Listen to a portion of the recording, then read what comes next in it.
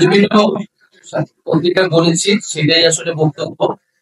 দেশে যে ধরনের পরিস্থিতি তৈরি করা হয়েছিল আমরা আদালতে দেখতেছি, আমরা এনবিআর দেখতেছি, আমরা ওনার সামনে দেখতেছি। তো ডক্টর মোহাম্মদ ইউনূস সেই প্রেক্ষিতে মনে করছে যে যদি ওনাকে জিম্মি করা হয় বা ওনাকে চাপ প্রয়োগ করে কোন দাবি আদায় করা হয় তাহলে সেটি আসলে সম্ভব নয়, উনি এতে সম্মত নয়।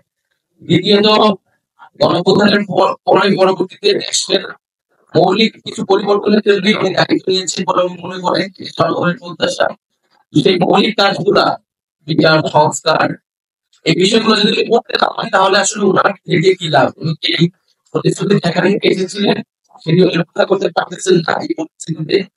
এবং দেশে যদি এই পরিস্থিতি চলতে থাকে তাহলে সরকারের পক্ষ যদি এই চলতে পারে তাহলে কার্যকর করতে দেয়।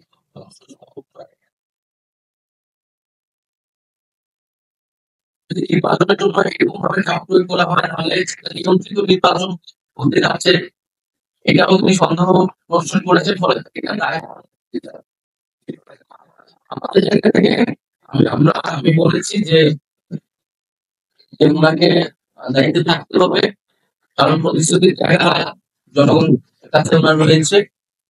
এবং পরে উনি রাজনৈতিকভাবে বিষয়টা সমাধান করুক, সকল রাজনৈতিক দলগুলোকে বলুক এবং জাতীয় নাগরিক পার্টি আমাদের জায়গা থেকে আমরা সকল রাজনৈতিক দলগুলো এই মেসেজ দিয়েছি যাতে সবাই দেশের এই পরিস্থিতি বিবেচনা করে রাজনৈতিকভাবে ঐক্যবদ্ধ হয় এবং একটা ইতিবাচক সিদ্ধান্তের দিকে যায়।